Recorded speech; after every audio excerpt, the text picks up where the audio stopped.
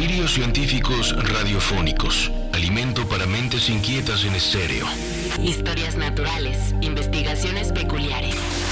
Descubrimientos sorprendentes. Narraciones desde las fronteras del saber colectivo que le ponen sabor a la semana. Porque a fin de cuentas la ciencia que no es comunicada es ciencia condenada al olvido. Amasemos juntos esa materia gris y hagamos bullir el elixir del conocimiento. Bienvenidos a Masaje Cerebral de Reactor.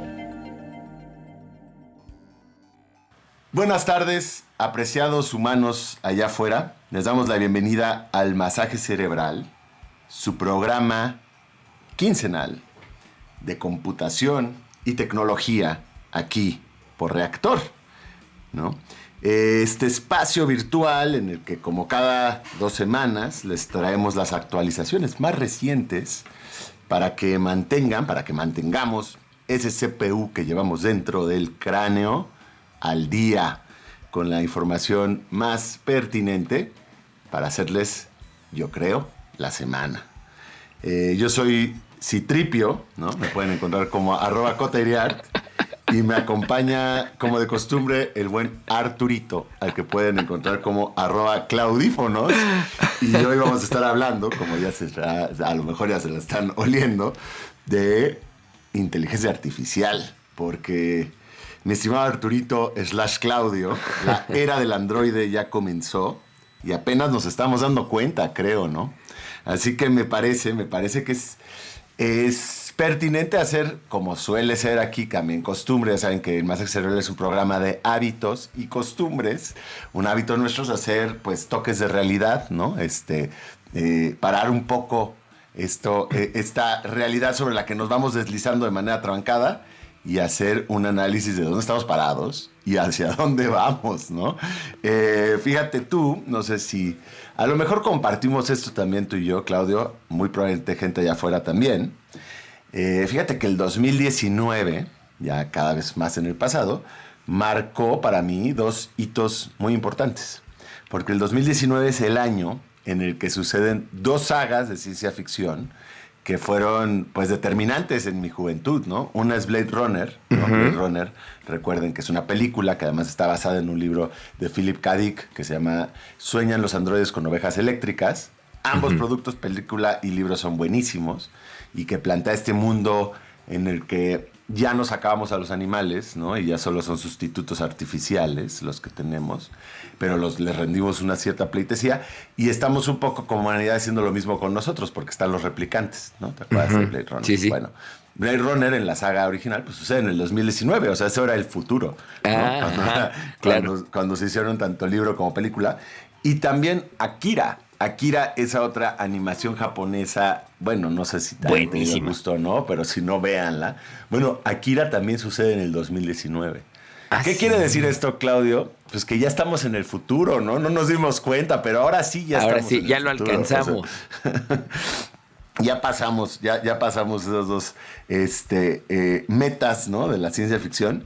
Y pues a todas luces parece ser el siglo de la inteligencia artificial, ¿no?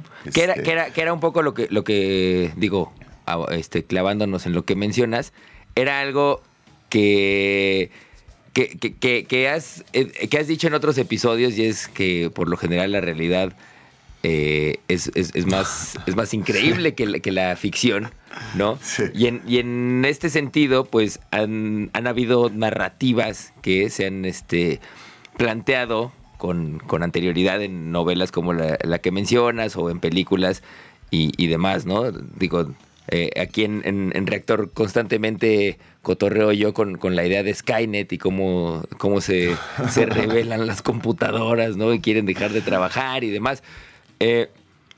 Pero son cosas que ya son parte del cotidiano. O sea, hablar de la inteligencia artificial ya está ahí, está ocurriendo. Y sí, a lo mejor no es tan hermosa como se plantea en las películas, pero está y pasa. Y a lo mejor ni sabíamos que ya estábamos ahí, pero sí somos parte de ese futuro que nos plantearon anteriormente. Sí, como suele suceder con todos estos avances tecnológicos, por un lado, ya hay cosas plenamente normalizadas que ni siquiera nos paramos a pensar y a apreciar. Por ejemplo, la discusión de si tú le harías caso ciego a un algoritmo o no. ¿No? Hay eso sobre la mesa de si algún día en vez de presidentes vamos a votar por algoritmos, ¿no? Guau. ¿Qué algoritmo quieres que te gobierne? Ajá. Y diría, no, ¿cómo vamos a hacer eso? Bueno, ya confiamos muchas de nuestras actividades cotidianas, algunas delicadas, en los algoritmos. Por ejemplo, Claro. ¿quién no se sube hoy en día a un coche y pone el Waze, ¿no? O Google Maps. Y son peleas a veces de pareja o a veces de copiloto-piloto.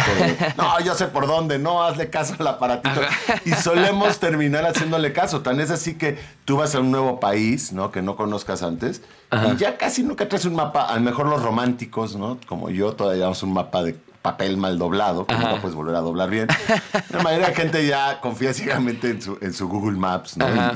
Y entonces, y como eso, muchas cosas. Bueno, las apps para aquellos y aquellas que socorren a las apps de citas, ¿no? Y para conocer gente. Bueno, ¿quién te está recomendando? ¿Qué? Hay un algoritmo que te está seleccionando. Claro. Bueno, las recomendaciones de quienes usen Spotify y le hagan caso a las recomendaciones semanales que les va haciendo. Y bueno, cada que le haces caso te va conociendo más el algoritmo y tus gustos y no sé qué.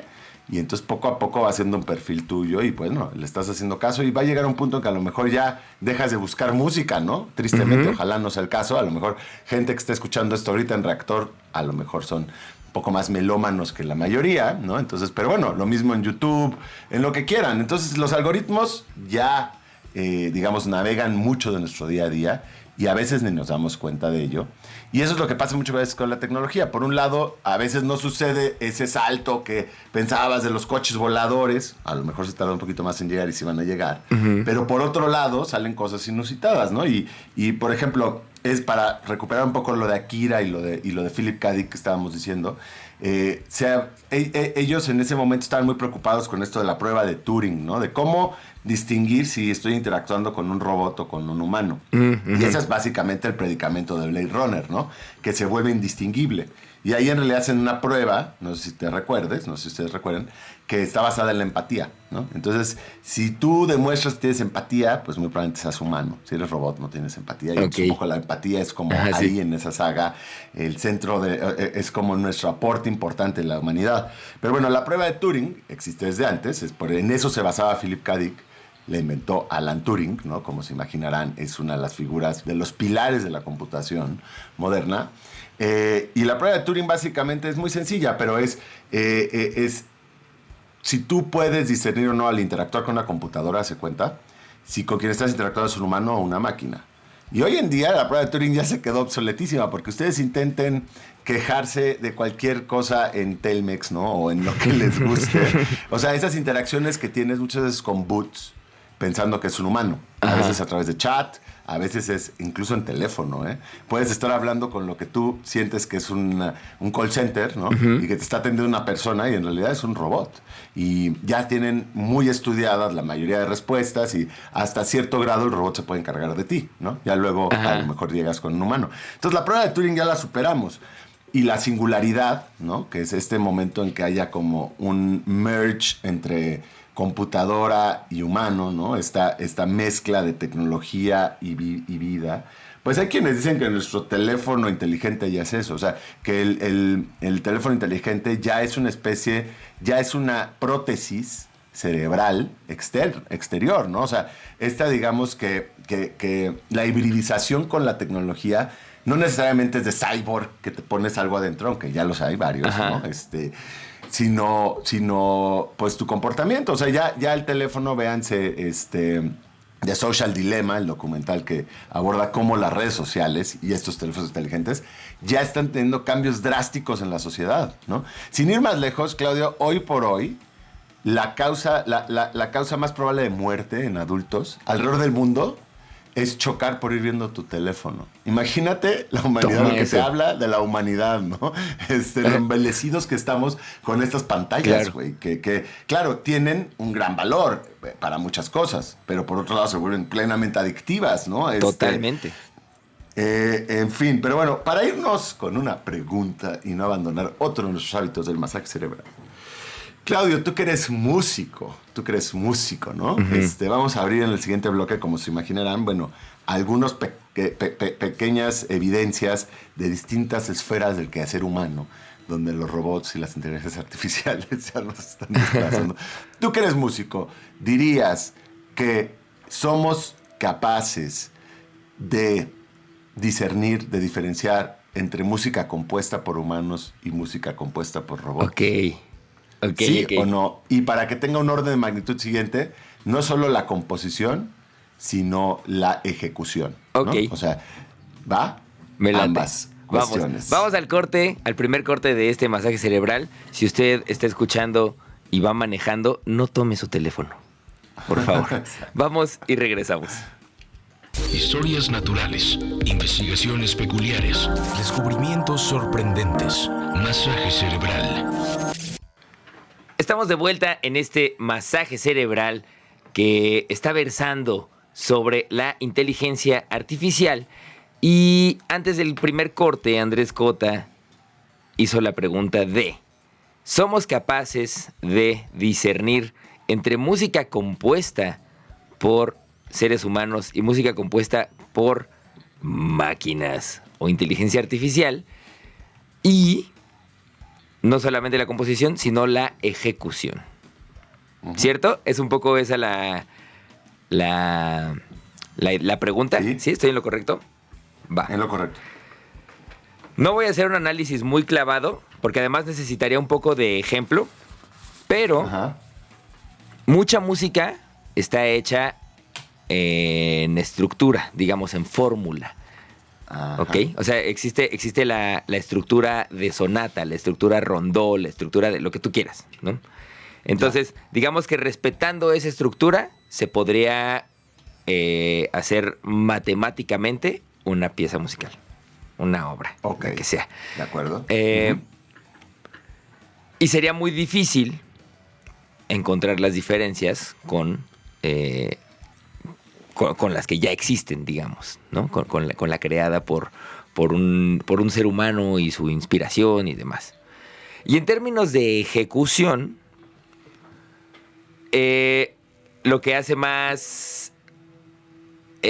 una de las cosas que más se ha trabajado a lo largo de los años con respecto a que las cosas suenen más parecidas a la ejecución real es justamente las librerías de sonidos, que lo que hacen es grabar seres humanos tocando instrumentos y luego utilizar esos sonidos para reproducir música hecha artificialmente, digamos, ¿no? Hecha desde otra plataforma, donde obviamente no puedes pagar a un ser humano grabando o sea, no puedes pagar una orquesta, por ejemplo, ¿no? Entonces, ¿qué haces? Pagas una librería orquestal que se asemeje o que suene lo más parecido a cómo sonaría si fuera una ejecución real. Entonces, no es que sea... más bien, es más fácil darse cuenta de que algo está siendo ejecutado por una máquina que darse cuenta de que algo está siendo compuesto por una inteligencia artificial. Ok.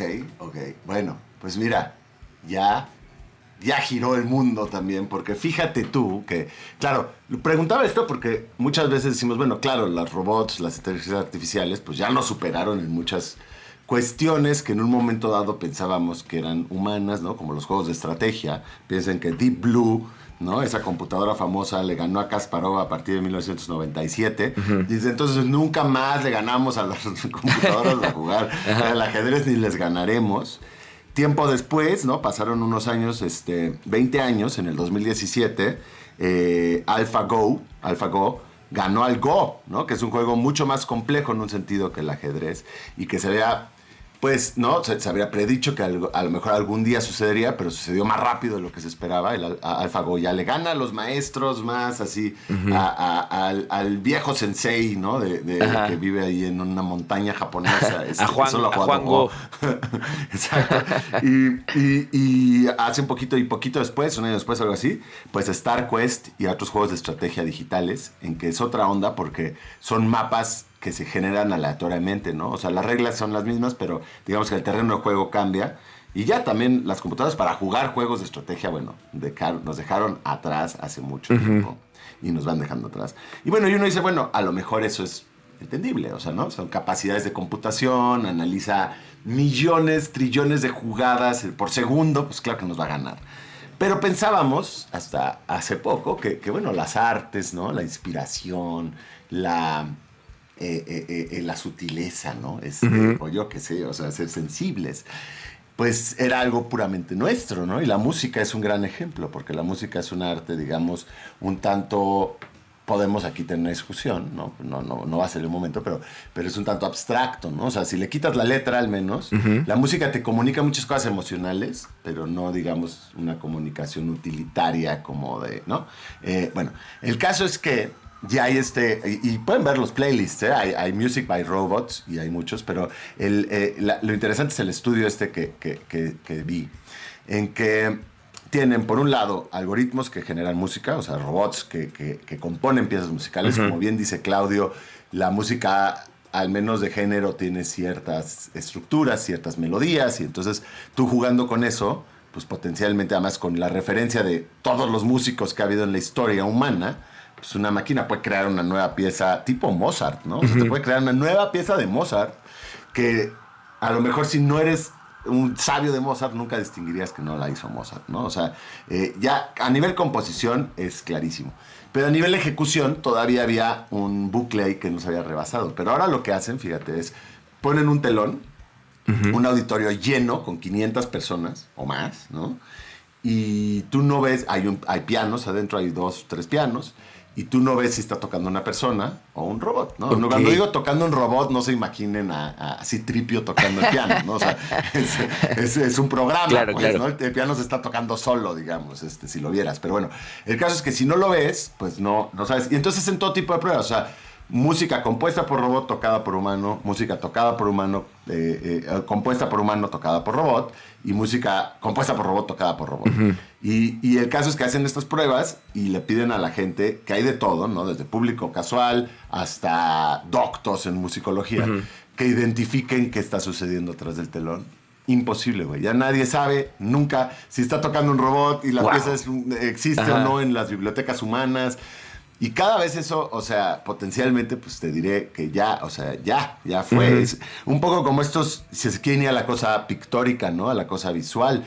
Acuérdense esta inteligencia artificial que hicieron hace poco, que entrenaron con las pinturas de Rembrandt, ¿no? A estudiar Rembrandt, ¿no? Y además sabe pintar, o sea, porque la técnica de pintar. A estudiar Rembrandt durante poquito tiempo, porque las computadoras son muy rápidas realmente, pero bueno, analizar Rembrandt así a sus últimas consecuencias. Y le pidieron que creara un nuevo Rembrandt, que pintara un nuevo Rembrandt. Y pintó un cuadro que si tú no te dijeran que ¿no? Que no existe en el mundo real humano, digo, porque también esto es real, pero si no existe fuera del tener un robot, nunca pensarías que no lo hizo Rembrandt, ¿sí me entiendes? O sea, Claro. Y así le puedes pedir ya cosas más locas, como hazme una mezcla de Rembrandt con Picasso. Y te hace una mezcla. Y claro, eso puedes decir, bueno, son referenciales, ¿no? Son cosas que bueno, están jugando con referencias y te están creando. Pero si te vas al texto, por ejemplo, hay muchas ahora inteligencias artificiales que escriben. Y, por ejemplo, las revistas científicas se ha vuelto un problema a veces distinguir si el artículo que te está llegando viene de un laboratorio de humanos o es una inteligencia artificial que escribe artículos científicos, porque ese sí es copy-paste, ¿no? O sea, lo que hacen es copy-paste, agarran un tópico, tú le puedes encargar a la inteligencia artificial, escríbeme un paper de clonación, ¿no? Claro. De clonación de caballos. Y entonces analiza todo lo que se ha publicado y ve las palabras claves, los temas, o sea, rápidamente se da cuenta y te hace un... Ya está en cortos, ¿no? eres o sea, si te piden así 15 artículos al año, pues ya tienes ahí tu inteligencia artificial. Pero eso a lo mejor, pero luego hay unos más creativos, ¿no? Hay una inteligencia artificial que escriben ensayos personales. Y entonces ya no solo es copy-paste, sino elaborar en torno a algo. Y lo hace inmediato, ¿no? Además, tú le pides eso y te lo hace. Y francamente son muy sorprendentes, porque ya puedes hacer estas pruebas de dar ensayos, ¿no? Sobre el mismo tema y domesticación animal, yo qué sé, pues preguntar así. Y puedes tener ensayos que sí han escrito personas y un par de robots. Y para el lector común, no hay manera, ¿no? Incluso para los académicos es... ¿Cómo? Está muy Híjole. loco. Y por ejemplo, hay un concurso de literatura en Japón donde desde hace mucho se vale meter textos escritos por personas o textos escritos por robots. Pero el caso es que es con seudónimo, no sabes quién es quién. Y hace unos años fue la primera vez que ganó un robot. Y la novela, está buenísima la novela, es de un robot que van a desactivar. Entonces, como un robot confrontando su finitud. ¡No! Sí, está bestial. Y así, Claudio, pues hay muchos, no, hay muchos ejemplos. Pero, como yo no soy profesional en este tema, sino solo un allegado, nos pareció pertinente aquí a Claudia y a mí en el masaje cerebral, que ya saben que ahora está abriendo su pequeña side wing de invitades. Nos pareció pertinente traerles aquí a partir del siguiente bloque a alguien que sí se dedica a estos temas, ¿no? Perfecto. Sí, estaremos conversando con Nicolás Gaudenzi. Exacto. Entonces vamos a nuestro corte y regresamos para seguir hablando de inteligencia artificial ya con Nico Gaudenzi aquí en el Masaje Cerebral. Están escuchando Reactor 105. Ciencia que no es comunicada es ciencia condenada al olvido. Esto es Masaje Cerebral. Bueno, pues ya estamos aquí de vuelta en este masaje cerebral dedicado a la era del androide.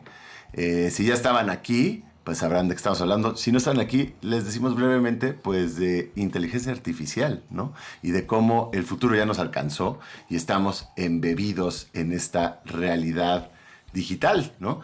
Y justamente estábamos platicando antes de irnos al corte de los robots que escriben, ¿no? En distintos ejemplos, es que escriben distintos tipos de texto y eso ha avanzado muchísimo. Pero claro, como a mí no me llega más, ¿no? Decidimos invitar a un cyborg aquí, a Nicolás Gaudenzi, ¿no? Un verdadero cyborg en el que ya sucede la singularidad, para que nos cuente más de las máquinas de procesamiento de texto, o no sé cómo sería lo correcto decirles, mi estimado Nico. Bienvenido aquí a Masaje Cerebral. Hola, soy Nicolás Gaudenzi, soy físico y filósofo y me intereso por los temas de tecnología y conocimiento y en particular me encantan las inteligencias artificiales y los modelos de aprendizaje de las máquinas. Muchísimas gracias por la invitación. Y sí, pues el campo de el procesamiento del lenguaje natural ha crecido de manera impresionante en los últimos años y hay un gran entusiasmo por los resultados que están mostrando. Y en particular hace poquito apareció un nuevo modelo que ahorita hablamos de su novedad, de qué se trata, pero que rompió todas las expectativas y que se está usando para producir resultados que no habíamos visto antes. Un poco cómo funcionan estos, el entusiasmo tiene que ver con que a estos robots no les dices qué escribir. Okay. Y entonces aparecen cosas que escriben muy sorprendentes. Por ejemplo, se hace como una comparación entre poemas de un robot y poemas de un autor, y el robot aprendió, y esta es la palabra como clave en todo esto, el estilo de ese autor, y produjo poemas. Y se dan a leer parejas de estos poemas que no sabes cuál es la del robot y cuál es la del autor. Y este último modelo, que se llama GPT-3, la gente le atinaba el 52% del tiempo. Ok. Es decir, todavía hay un 2% ahí, pero empieza a parecer irrelevante. Ya es un volado. Y entonces el término clave es que estos algoritmos aprenden de información que reciben. Y al principio esto parece ya de la singularidad, ya pues hay unos organismos ahí que están aprendiendo, y en realidad matemáticamente no es tan raro. Por ejemplo, si estamos aprendiendo un idioma nuevo, imaginemos que no sabemos español y estamos aprendiendo español y contamos del 25 al 35. Entonces 25, 26, 27, 20. Y ahí te paro y te pregunto, ¿qué es la primera parte de la frase que va a venir a continuación? Pues basado en los datos que tienes, viene 20 algo. Pero ese 20 se ha repetido en todas las ocasiones. Y esto matemáticamente es, pues cuenta cada palabra cuántas veces apareció y ve cuál es la que apareció más veces, pues esa va a ser la más probable. Entonces vas muy bien porque puedes inferir que lo que sigue es 28 y después 29 y después 2010 y ahí falla tu modelo. Y falló porque la información que tenía previamente no incluía que cada 10 cambias. Ok. Pero ese mismo proceso, si en lugar de darle del 25 al 35, le das desde el 1 hasta el 35, empieza a entender, la matemática empieza a mostrar que eso que parecía muy regular al principio, en realidad solo pasaba en chiquito, pero en grande la regla era más complicada.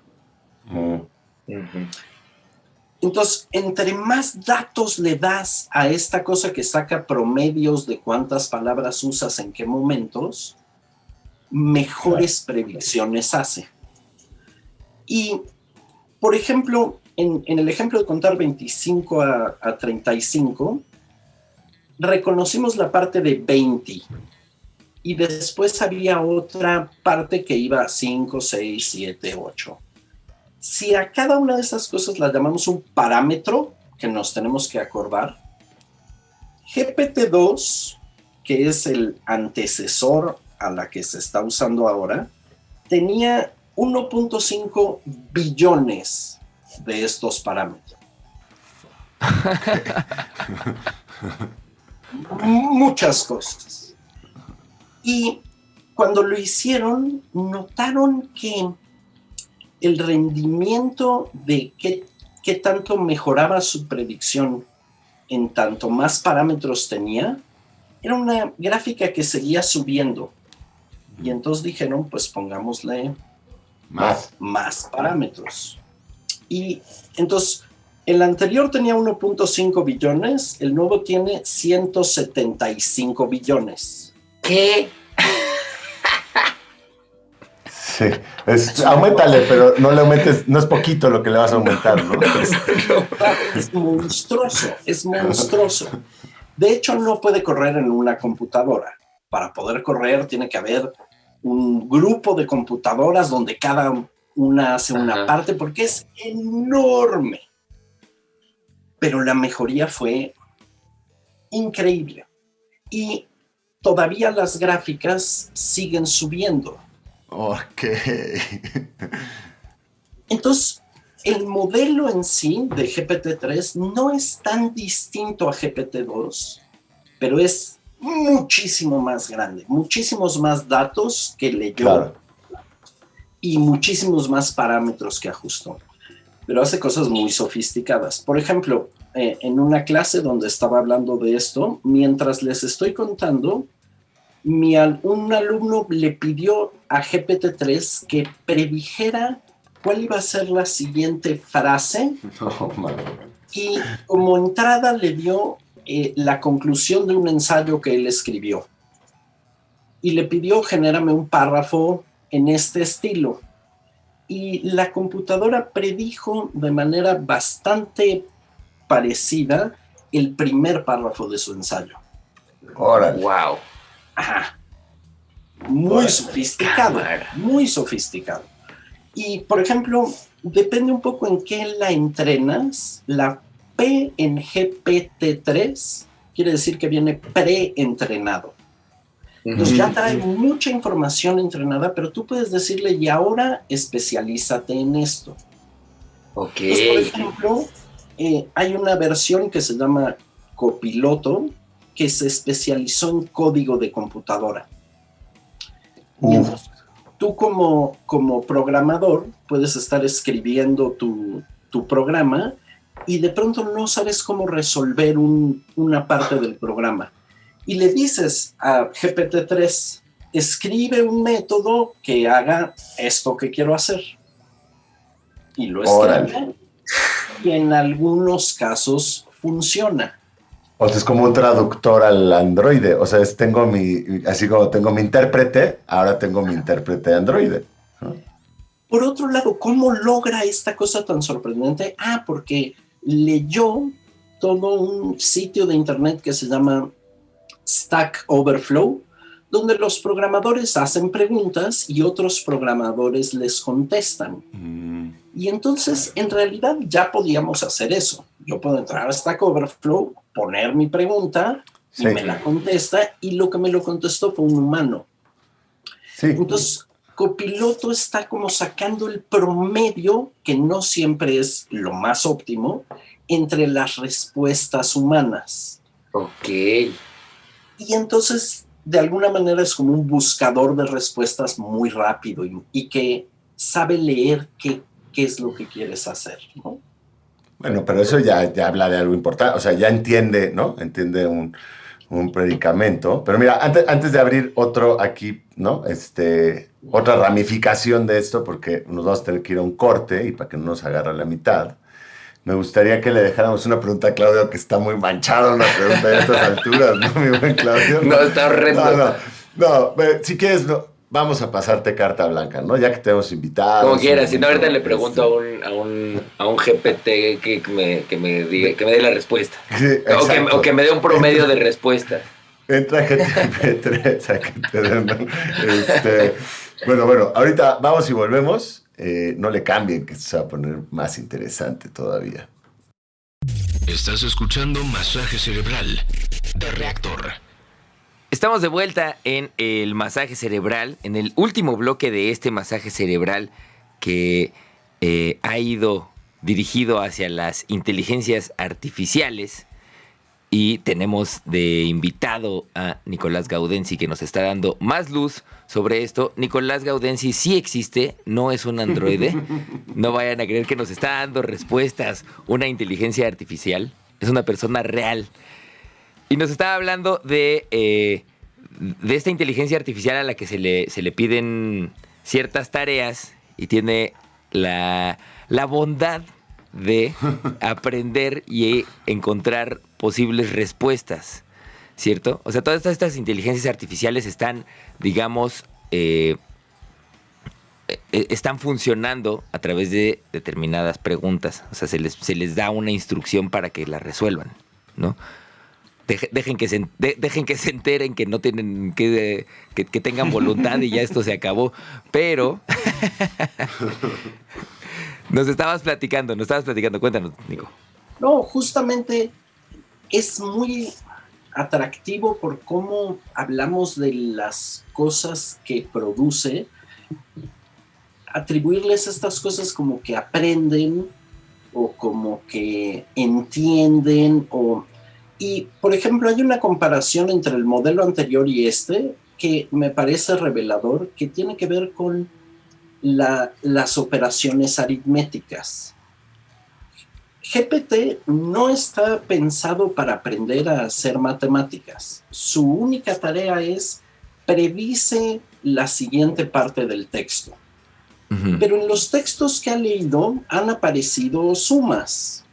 No todas, pero han aparecido momentos donde se suman cosas. Uh-huh.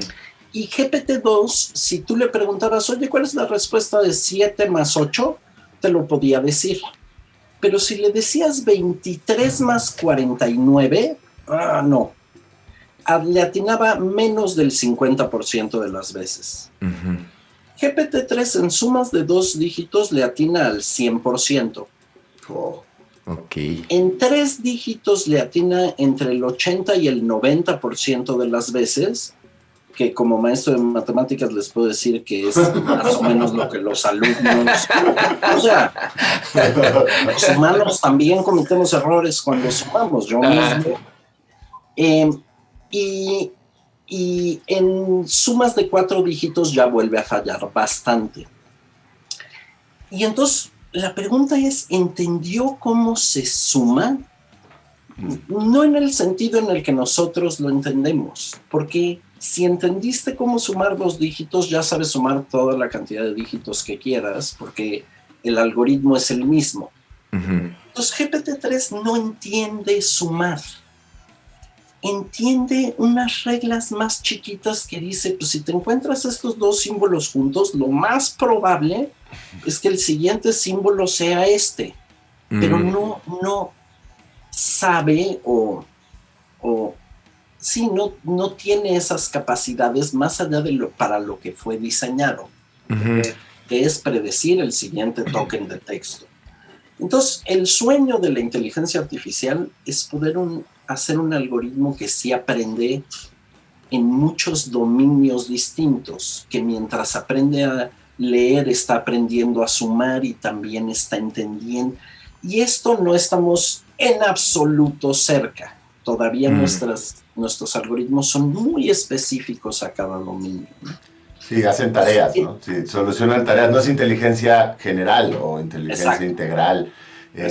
Por otro lado, entiendo que es el sueño, pero ¿realmente querríamos eso? O sea, dentro de nada, porque no hay esta idea de que la inteligencia artificial la programas y hace cierta tarea, pero bueno, se conecta al internet, está conectada con otras inteligencias artificiales y había esta famosa, digo, no sé bien, no tengo la referencia clara de cuándo fue, pero que pusieron a 2 computadoras a platicar entre ellas, ¿no? En código, y de pronto, muy rápido, empezaron a hacer un código que los humanos que estaban viendo no entendían. Entonces, como, no, espérate tantito, desconéctala, no vaya a ser que estén tramando algo. No sé, como que digo, obviamente eso ya es terreno de la especulación y de la ciencia ficción, pero pues siempre parece que se puede salir del huacal esto en el momento antes de que lo pudiste prever, ¿no? O sea... bueno, no es tan ciencia ficción, ya hay gente especializada en la seguridad de estas cosas y sí tienen riesgos porque en el fondo son máquinas que están pensadas para optimizar algo. Entonces les estás pidiendo, encuentra la estrategia que mejor optimiza, claro, que no sea la que a mí se me ocurrió, sí, que sea una mejor. Y entonces, en algún sentido, las diseñamos para que nos sorprendan, lo cual quiere decir que no es tan fácil predecir qué van a hacer durante esos procesos de optimización. Y por otro lado... La colaboración, ¿no? O sea, es que eso es, nada más iba a decir que no solo hay que pensar que estamos creando aquí nuestro propio, ¿no? Nuestra propia debacle. En realidad hay muchos ejemplos más bien de interacción con estas máquinas y con estas inteligencias artificiales que ya generan algo que el humano solo no hubiera creado y pues la inteligencia artificial tampoco por sí misma, ¿no? O sea, es en el momento que convergen y se interactúa para una tarea específica, como bien dices tú, Nico. O sea, yo me acuerdo de ese ejemplo de, por ejemplo, de quitarle peso a un avión, ¿no? Que ese es como uno de los cocos de la aeronáutica. Mientras más ligero es un avión, pues más barato te sale volarlo, porque menos energía necesitas. Y los humanos llegaron hasta cierto punto, ¿no? Nada más se les ocurría, pues, hacer, ¿no? O sea, siempre es más incómodo, o sea, hacer todo más incómodo, ¿no? Quitarte espacio para las maletas, yo qué sé. Pero me parece que hay hubo una interacción en que la inteligencia artificial sí propuso algo como muy raro, ¿no? Como vaciar los paneles que dividen la clase turista de la clase premier, que eran los paneles, ¿no? Ahí están. Va a hacer los huecos, no sé, cosas así, hacer huecas, cosas que pensábamos que tenían que ser sólidas. Y sí le quitó peso, ¿no? Sí encuentran, sí logran optimizar cosas que nosotros no necesariamente encontramos esas soluciones, ¿no? Y es un poco como cualquier otro avance tecnológico en el sentido de que cómo lo usas es una pregunta que es independiente del avance mismo. Un bisturí puede ser un cuchillo si lo usas. Y la inteligencia artificial sí es un avance tecnológico importante y sí requiere preguntas que trascienden lo que pueden resolver unos algoritmos, preguntas morales y preguntas donde, por ejemplo, hay ejercicios de intentar poner a humanos a responder, bueno, en esta situación de tráfico, ¿qué harías? ¿Cuál sería tu respuesta si viene un camión y una viejita y 2 niños y hacia dónde te mueves? Y no queda claro si es posible, a partir de lo que los humanos hacemos, encontrar por estos algoritmos un conjunto de reglas que siempre funcione y sea óptimo y quién sabe qué. Entonces sí estas preguntas y sí estos miedos son medio ciencia ficción, pero también ya están aquí. Y por ejemplo, la pérdida de empleos asociada al advenimiento del robot, pues es real. Y hay que discutirla y hay que ver qué va a pasar con eso. Hay que empezar a enseñarles, ¿no? Bueno, hay que ser más filósofos y filósofas, y, ¿no? Para que la gente que no va a tener trabajo tenga algo que hacer. Y por otro lado, usar el excedente económico que se supone generará esta suplantación laboral, ¿no? Porque los robots son más eficientes. Ese excedente económico para mantener a la población que ya no va a ser económicamente rentable.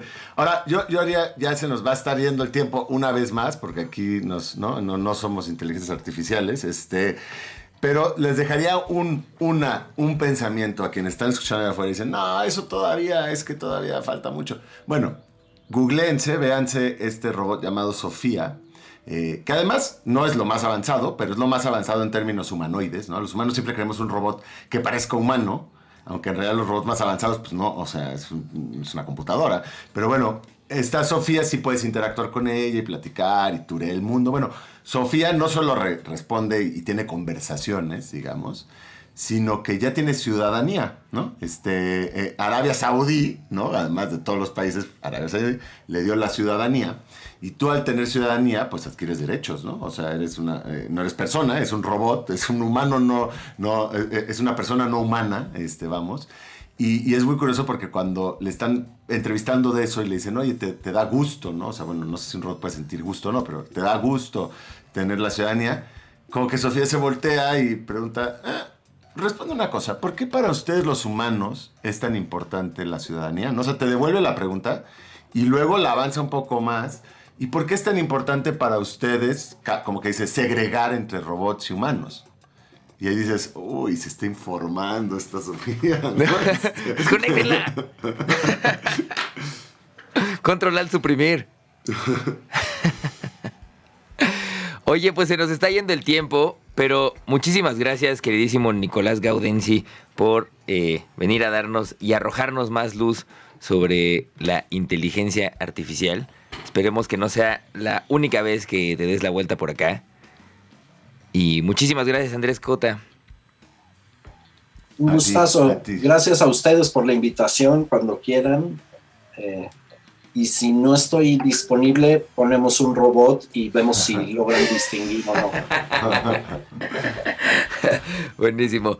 Pues con esto despedimos el masaje cerebral. Ustedes pueden, si llegaron tarde, lo pueden escuchar en breve en las plataformas de audio de su preferencia. Ahí están todos los masajes cerebrales que se han hecho en la historia aquí en Reactor 105. Pase usted. Buena tarde. Esto fue todo el masaje cerebral por hoy. En la siguiente emisión continuaremos alimentando las mentes inquietas de la radio pública a través de Reactor